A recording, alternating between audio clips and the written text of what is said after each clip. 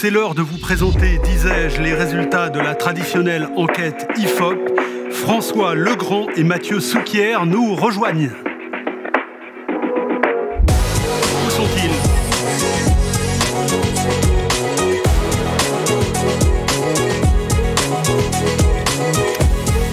Mathieu Souquier, François Legrand. Donc, François Legrand, vous êtes directeur d'études à l'IFOP.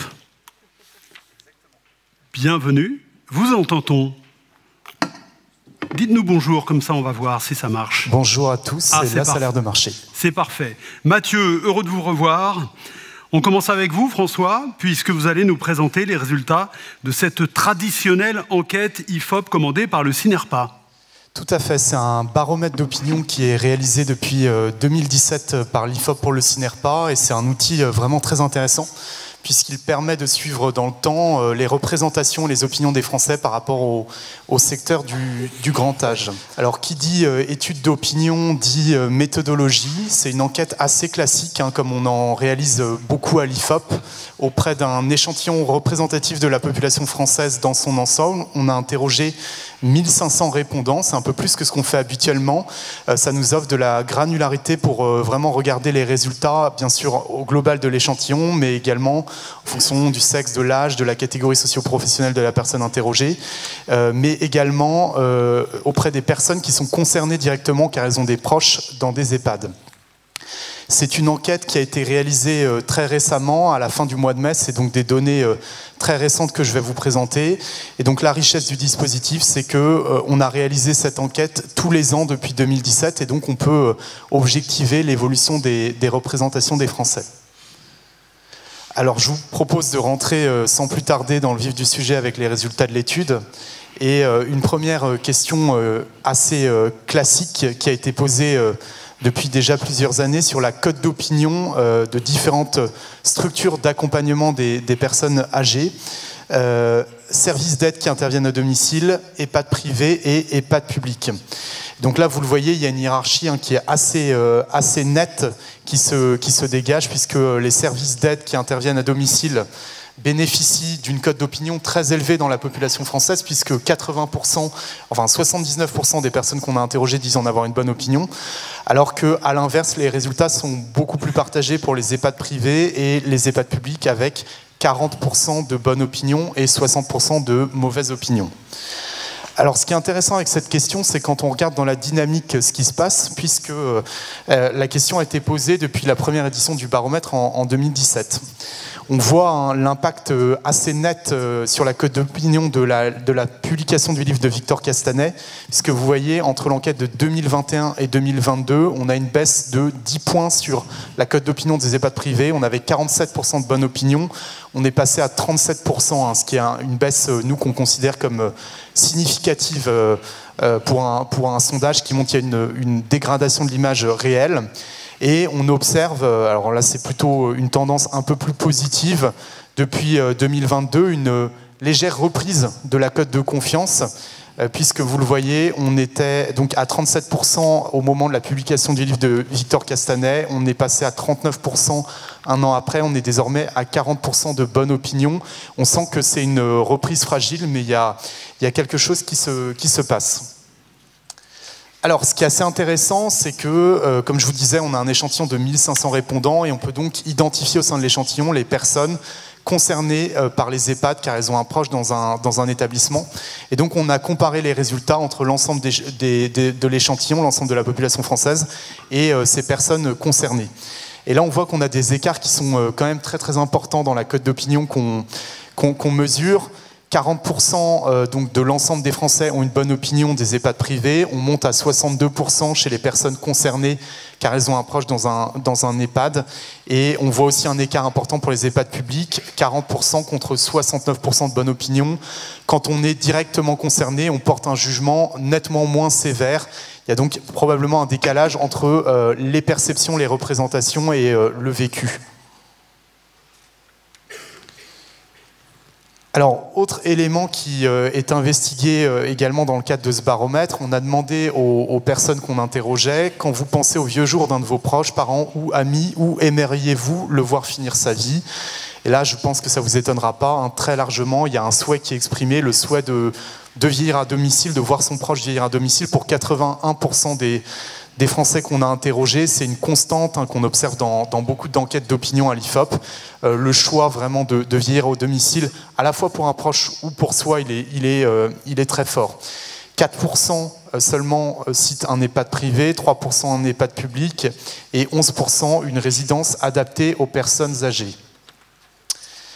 Alors ça, c'est dans l'absolu et dans l'idéal, mais on a également été un peu plus loin dans le cadre du baromètre. On a demandé aux personnes, vous personnellement, si un de vos proches était atteint par la maladie d'Alzheimer, où souhaiteriez-vous le voir habiter? Et là, on ne retrouve pas du tout la même hiérarchie. 43% citent en premier au sein d'une résidence adaptée aux personnes âgées, 12% au sein d'un EHPAD privé, 11% au sein d'un EHPAD public, et moins d'un tiers des Français vont répondre à son domicile. Il y a donc une sorte de principe de réalité qui s'applique, avec des Français qui, bien sûr, dans l'absolu, préfèrent vieillir à leur domicile ou voir leurs proches vieillir à leur domicile, mais un principe de réalité, quand il y a une situation de perte d'autonomie, on a quand même conscience que souvent la solution de l'hébergement dans un hébergement collectif, que ce soit une résidence service senior ou un EHPAD, est la meilleure solution. Alors de la même manière, ça c'est une question qui est intéressante. On a demandé aux Français, pareil depuis 2022, si selon eux, le secteur du grand âge devait être pris en charge par les pouvoirs publics uniquement, le secteur privé uniquement, et à la fois les pouvoirs publics et le secteur privé. Et là on voit qu'on a globalement un attachement à un modèle mixte avec pratiquement 2 tiers des Français qui souhaitent que le secteur du grand âge soit à la fois pris en charge par les secteurs privés et les pouvoirs publics. Alors, quel regard portent les Français par rapport aux mesures qui ont été prises par les pouvoirs publics pour améliorer la situation dans les EHPAD et répondre aux préoccupations des Français? Là, il y a un jugement qui est globalement très sévère qui est porté, puisque seulement 16% des Français qu'on a interrogés estiment que les pouvoirs publics ont pris des mesures concrètes sur ces enjeux. On était à 21% en 2023, donc plutôt une proportion qui est un peu plus basse même que ce qu'on avait pu mesurer l'année dernière. Donc les Français n'ont pas forcément le sentiment que les pouvoirs publics sont vraiment au rendez-vous pour répondre à ces enjeux. Alors ça, c'était vraiment sur l'image des EHPAD dans la population française. À présent, je vous propose de passer à la deuxième partie de cette enquête qui porte sur les comportements et stratégies mis en place pour le grand âge et la perte d'autonomie. Alors, on a à nouveau posé une question avec une série d'items. Nous allons parler du grand âge, c'est-à-dire de la période débutant autour de 75-80 ans. Concernant cette période, diriez-vous? Donc on a vraiment voulu mesurer les sentiments et représentations des Français par rapport à ça. Alors il y a une inquiétude assez répandue dans la population, puisque vous voyez presque 2 tiers des personnes interrogées indiquent qu'ils sont inquiets par cette période. Ils sont aussi assez nombreux, 60% à dire qu'ils y pensent. En revanche, on voit que les comportements d'anticipation en lien avec le grand âge, que ce soit les comportements d'anticipation en matière financière ou simplement en discutant avec ses proches ou même en adaptant son logement, ils sont pas majoritaires dans la population, et surtout ils interviennent à un âge assez avancé. Quand on regarde, on analyse les résultats en fonction de l'âge des répondants, bien ces comportements d'anticipation, ils deviennent majoritaires souvent à partir de 65 ans seulement. Donc on a le sentiment que ce sont des questions qui se posent assez tard en fait.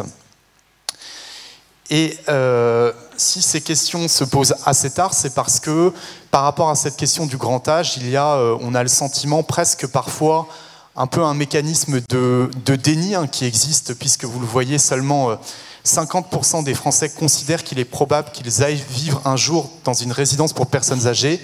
Et donc sur ce type de questions, on va vraiment regarder l'intensité, la proportion de Français qui nous disent que c'est très probable, et on voit que c'est 8%.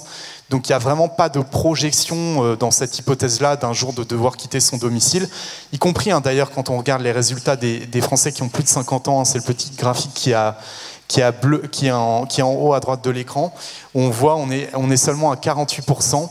Donc cette possibilité-là de la perte d'autonomie, de devoir un jour quitter son domicile, elle n'est pas envisagée, elle n'est pas anticipée, elle intervient souvent assez tard.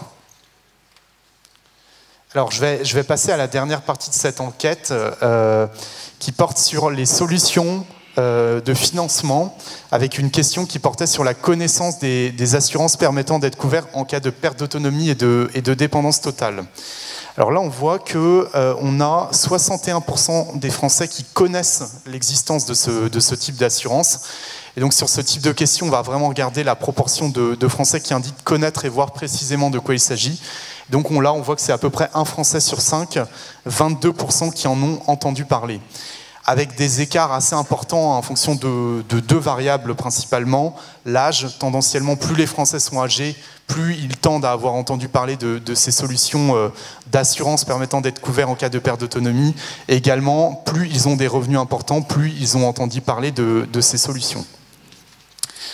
Alors, on est allé un peu plus loin sur cette question et on a interrogé spécifiquement donc, les 61% de Français qui avaient entendu parler de ces assurances permettant d'être couverts en cas de perte d'autonomie, et on leur a demandé s'ils avaient déjà souscrit à une telle assurance. C'est 15% de ces Français, donc rapporté à la population, 15% des 63%, on est à 9% de l'ensemble de la population française, et 38% qui indiquent avoir prévu de souscrire à une telle assurance, mais qui ne l'ont pas encore fait.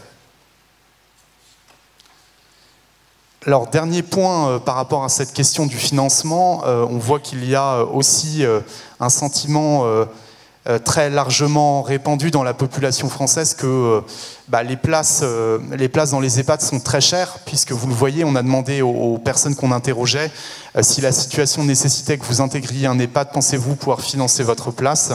Et c'est seulement 38% qui nous répondent que oui, dont seulement 6% oui certainement.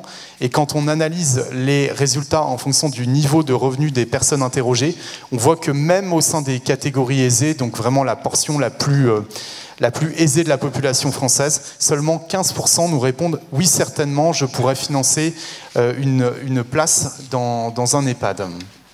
Alors, dernière question qui a été posée dans le cadre de ce baromètre, et je conclurai avec ça.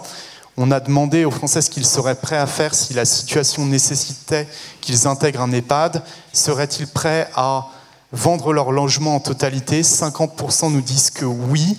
Vendre leur logement en partie, là seulement un tiers serait prêt à le faire. Et enfin, contracter un viager, c'est une formule qui ne serait envisagée que par un quart de la population, 27%, dont 8% certainement.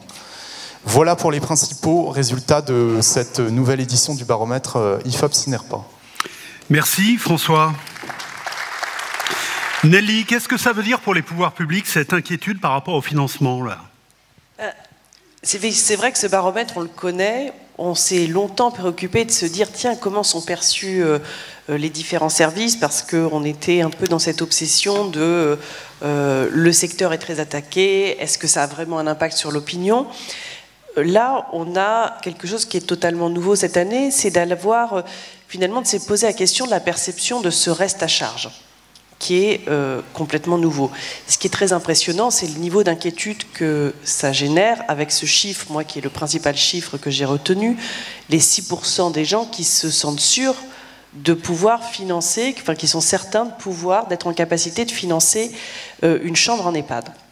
Alors, qu'est-ce que ça m'inspire? D'abord, c'est vrai que ça peut aussi nous donner des éléments d'éclairage auxquels on n'avait pas forcément pensé sur la perception aussi négative du grand âge, ce qui est qu'on est un grand pays d'État-providence. Vous allez naître en maternité, même si vous naissez en maternité privée, globalement, le coût de l'accouchement, de votre naissance, sera pris en charge pour vos parents. Vous allez en école, même si vous allez en école privée sous contrat, le coût de cette scolarité sera dérisoire. Vous avez un pépin de santé, vous cassez le bras parce que vous êtes casse-cou à vélo dans votre enfance, ça sera pris en charge majoritairement par la sécurité sociale et la mutuelle. Ensuite, vous arrivez à l'université, là pareil. Donc on n'a pas du tout, le français n'a pas le même rapport que pourrait l'avoir un Américain, où les parents vont se dire, dès que l'enfant naît, on va commencer à remplir des comptes épargne pour financer ses études, parce que sinon il ne fera pas d'études.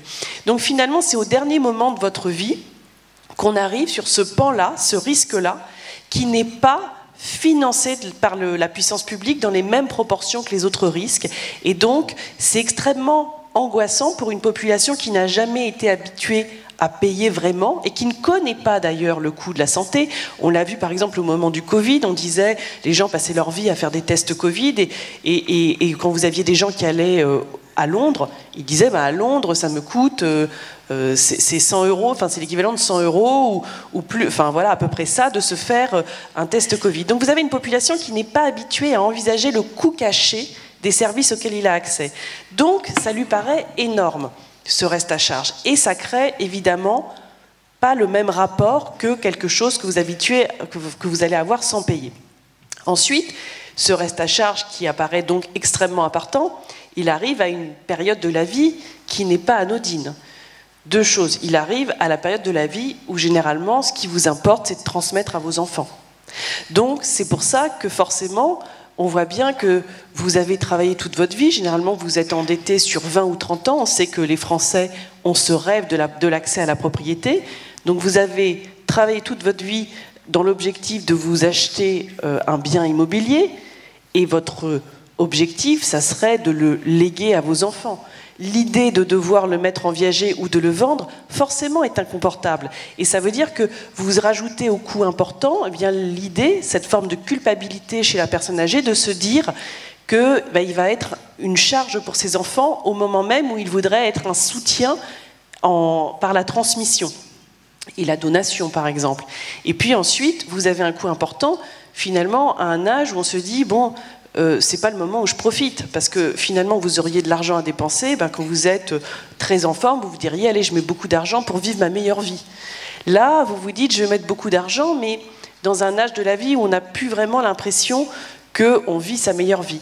Donc vous avez, je trouve que cette étude là où elle est particulièrement intéressante, c'est qu'elle vient soulever tout cet impensé de ce cinquième risque qui finalement n'a jamais été pensé dans son financement de la même manière que les autres risques de la vie. Et là où c'est intéressant pour nous, c'est que c'est vraiment, ça permet d'alerter les pouvoirs publics sur cet enjeu, parce que on a pensé depuis très longtemps, on s'est dit bon, journée de solidarité, on va créer une cinquième branche, et puis c'est plus facile de créer une cinquième branche que d'y allouer des financements. Et donc tout ce que ces pistes qui ont été soulevées cet après-midi, c'est de dire à un moment, il faudra que les politiques aient des choix, fassent des choix politiques de comment on peut financer l'autonomie et la dépendance. Et différentes options ont été posées. On peut très bien se dire, on est un pays d'État-providence, on assumera que ça soit un financement majoritairement public, ce qui veut dire encore augmenter des cotisations. Quelles cotisations on va chercher, quel type d'impôt? Il peut y avoir un débat sur ce point. Il peut y avoir l'idée de se dire, on va aller sur un financement plus individuel, mais comment on accompagne? Et à ce moment-là, c'est tout un certain nombre d'acteurs privés qui vont venir se positionner. Est-ce qu'on fait le choix d'orienter vers l'assurance? Mais ça voudra dire aussi, de la part de l'État, mettre en place potentiellement des dispositifs d'exonération. Il y aura aussi la réflexion d'une politique publique. Est-ce qu'on va sur les mutuelles? Est-ce qu'on va sur, finalement, l'individualisation? Et puis, on oriente vers des produits bancaires où on essaye de rendre plus solvable l'argent qui est bloqué dans la pierre. Et donc, ce que je trouve extrêmement intéressant dans ce sondage, c'est que ça vient soulever cette impensée des pouvoirs publics qui ne veulent pas affronter le problème. Et Jean-Christophe Amarantini l'a dit, on vit une succession de ministres comme on n'a jamais vécu, et on va encore le vivre. Et on rentre potentiellement dans une ère d'instabilité politique. Et le CINERPA, vous le savez, a aussi ce rôle de société civile qui vient mettre les pouvoirs publics devant leurs responsabilités. Je trouve que cette étude, elle donne des arguments pour dire à un moment, avoir le sens de la responsabilité publique, c'est savoir penser à long terme, et c'est au lieu de se dire chaque année comment on boucle sans le pouvoir le PLFSS et comment on va aller retirer 3 € sur les transports de malades et tant d'euros sur la franchise, et on va gratter euro par euro. On a une vraie pensée de ce risque, le risque dépendance, parce qu'on voit bien à travers cette étude que c'est une source d'inquiétude majeure pour les Français, et notamment dans leur lien à la transmission et le fait qu'ils ne veuillent pas être une charge pour leurs enfants. Et qu'est-ce que ce baromètre, par ailleurs, nous dit de l'évolution de l'image du secteur ? L'autre point plus global que je soulignerais, c'est vrai que l'utilité de ces baromètres, c'est aussi de mettre en perspective les chocs que peuvent avoir le secteur. Moi, j'en retiendrai deux. Un, finalement, le déficit d'image. On voit qu'il a plus flué entre 2017 et 2019 qu'au moment de la publication des Fossoyeurs. Pourquoi ? Parce qu'avant, on était sur un secteur qui était vraiment sous le radar. C'est vrai qu'on n'entendait pas du tout parler du grand âge, des EHPAD. Et puis cette première crise que j'ai évoquée tout à l'heure, à partir de l'été 2017, d'ailleurs je le rappelle souvent, dans le programme de l'élection présidentielle 2017, personne ne pose la question des EHPAD. On n'aborde le grand âge que sur la question du pouvoir d'achat, la retraite des agriculteurs, le minimum vieillesse, mais on ne se pose pas du tout la question de la prise en charge de la dépendance. Donc c'est vrai que quand il y a cette première vague de mise en lumière des EHPAD, c'est à ce moment-là qu'on a le décrochage dans l'opinion. Et il est plus fort, ce décrochage-là, que le décrochage qu'on a eu par la suite au moment de la publication des Fossoyeurs. Et ça, je trouve que c'est un vrai apport de la part de ce baromètre. Le deuxième point que je retiendrai, c'est que finalement, on passe d'une remise en cause des groupes individuellement. Et c'est vrai qu'au début, quand il commence à y avoir des critiques sur les EHPAD, parce que c'est principalement sur les EHPAD au début, ça vient ensuite sur le domicile. On a eu aussi des papiers, des documentaires d'investigation sur l'aide à domicile ensuite. Mais on se dit, bon, c'est un problème du groupe privé. Et je dirais de manière un peu simpliste, si on prend l'envoyé spécial de 2018, c'est c'est des fonds de pension qui investissent dans des grands groupes, il y a une course à la rentabilité et donc on rationne tout le monde pour faire du profit. Cette image un peu simpliste, finalement, elle a évolué au cours du temps parce que peut-être que l'opinion publique est plus intelligente qu'on ne veut bien le dire et que quand les gens se sont penchés sur le problème, ils ont vu justement qu'il y a cette problématique de comment est organisé et financé le secteur. Et il y a notamment une des questions qui est souvent posée, qui est est-ce que vous pensez que les critiques envers les EHPAD qui sont faites sur les EHPAD sont légitimes ? Il y a encore une grande majorité de l'opinion qui dit oui, mais le premier item dans les critiques qui est mis en avant, c'est le manque de moyens. Et donc le manque de moyens, on voit bien que c'est comment les pouvoirs publics organisent la prise en charge du grand âge. Et donc ce que je trouve que le baromètre montre bien aussi, c'est cette bascule devant finalement le fait de pointer du doigt les groupes, et notamment les groupes privés, à une opinion qui s'est rendue compte que le problème, c'est comment on organise cette filière et est-ce que les pouvoirs publics prennent vraiment leurs responsabilités dans l'organisation de cette filière. Merci Nelly. Mathieu, qu'est-ce que vous retenez, vous, de cette étude ? Ça marche ? Oui, ça marche. Je vais m'autoriser un bémol à ce que disait le président tout à l'heure, qui parlait de com très positive. Je ne vais pas vous dire la vérité, mais je vais au moins vous dire les choses avec sincérité. Je pense qu'avec un baromètre comme celui-ci, il y a des éléments de réjouissance et de réassurance, mais qu'il y a quand même un problème majeur, les 40% de bonnes opinions. Et les 40% de bonnes opinions aujourd'hui recensées, alors qu'il y a peu, vous étiez autour des 2/3. Donc il y a assurément une pente à remonter. Alors ensuite, moi aussi je fais de la com de crise, il m'est arrivé de faire de la com de crise surtout du côté des décideurs publics, des décideurs politiques, donc les réformes de retraite, les réformes du marché du travail, les réformes des transports, tout ça j'ai fait pas mal, donc je sais ce que c'est que de ramer à contre-courant. Et il faut se dire les choses franchement, vous ramez encore à contre-courant, le courant est fort et à ce stade, il n'a pas du tout ralenti. Vous êtes encore dans cette séquence-là. C'est ce qui se dégage quand même encore en réalité d'une enquête comme celle-ci. Alors, il y a une image qui a été effectivement abîmée par les scandales, même si, comme le disait Nelly, le recul, l'inflexion en fait s'est faite avant. Mais à côté même en fait de ce discrédit lié au scandale, si le domicile est tout à fait plébiscité, donc ça au moins il faut s'en réjouir, le domicile est largement plébiscité, le monde des EHPAD lui est discrédité et on voit bien que le choix de l'EHPAD est un choix en réalité par défaut pour la plupart des gens. Mais comme le dit Nelly, ce qui pèse précisément dans l'analyse, dans le diagnostic collectif qu'on fait, c'est le manque de moyens. Le manque de moyens qui fait que les conditions d'accueil pour vos résidents et les conditions de travail pour vos salariés ne sont pas bonnes, pas satisfaisantes. Mais ça, pour le coup, la balle n'est pas que dans votre camp en réalité. Voilà. Et puis il y a quand même deux points positifs. Il y a quand même deux points positifs sur lesquels il faut s'arrêter. Le fait que quand on vous connaît et quand on vous fréquente, l'image est moins mauvaise que quand on vous connaît de loin. Donc quand on connaît la réalité des EHPAD, on n'est pas précisément sur la représentation que la majorité de la société peut en avoir. Et la deuxième dimension, c'est le fait que le concours du privé n'est pas contesté. Là, pour le coup, on considère que les acteurs privés ont, à côté de la puissance publique, un rôle à jouer. Donc ça, de fait, ça ne questionne pas, en fait, votre légitimité à être là et à agir. Et c'est déjà un point positif. Alors, à l'aune de ce constat, qu'avez-vous envie de dire à celles et ceux qui sont en face de vous, là, les acteurs privés du grand âge? Alors, si le verre peut être vu, effectivement, comme étant à moitié vide, il est aussi à moitié plein. Et je vous parlais tout à l'heure de la transition environnementale, et donc de l'exercice non seulement de conscientisation qu'il y a eu à faire, mais désormais en fait de bifurcation pour l'ensemble de la société qui doit s'opérer. Il y a une transition démographique qui est en train de se dérouler sous nos yeux. Elle n'est pas synonyme de régression, elle ne doit pas être que synonyme d'inquiétude, au contraire, et de ce point de vue-là, vous avez un rôle, vous aussi, de réassurance à jouer. La transition démographique, c'est un progrès pour l'ensemble de la société. Vous avez, vous, précisément, en fait, un effort de pédagogie à faire pour expliquer ce que c'est que cette société du vieillissement qui arrive, et que cette société du vieillissement doit être une société du bien vieillir.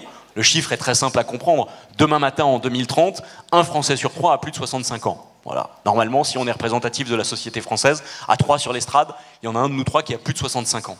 Vous avez donc un effort de pédagogie à faire, à porter dans le débat, pour éclairer le débat public et pour rassurer tout le monde.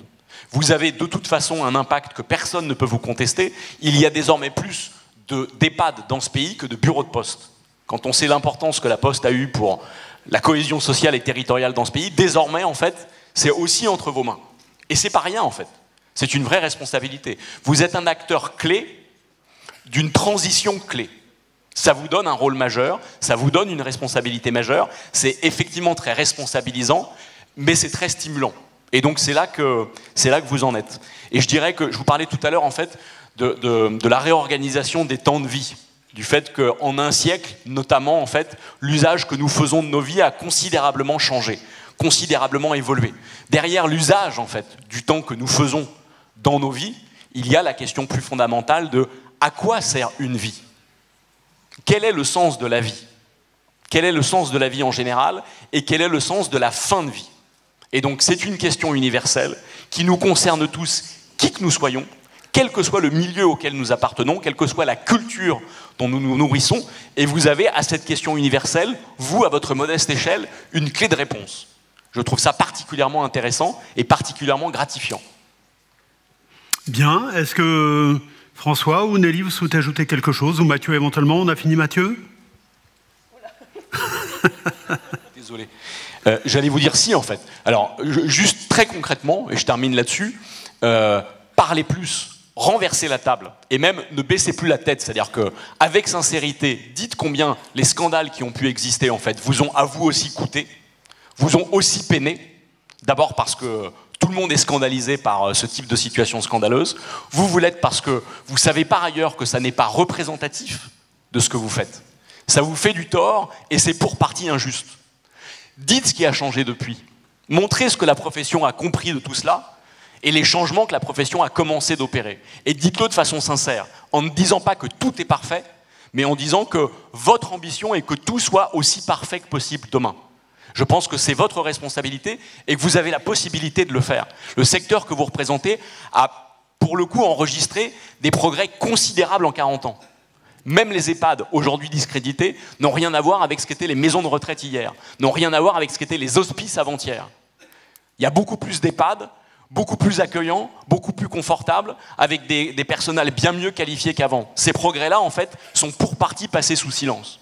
Dites-le, montrez-le, répondez aux fossoyeurs. Il y a eu ce livre. C'est quoi la réponse du secteur aux fossoyeurs? Faites votre réponse. Et racontez l'histoire, encore une fois, en racontant une belle histoire. Celle de l'intensité humaine qu'il y a dans un EHPAD. Car il y a une intensité humaine dans un EHPAD. Les liens qui se nouent dans un EHPAD, il faut les valoriser. Les familles, précisément, savent précisément comment la sociabilité dans un EHPAD sort leurs proches, leurs parents de la solitude. Valorisez tout ça. Ces belles histoires, il faut les raconter.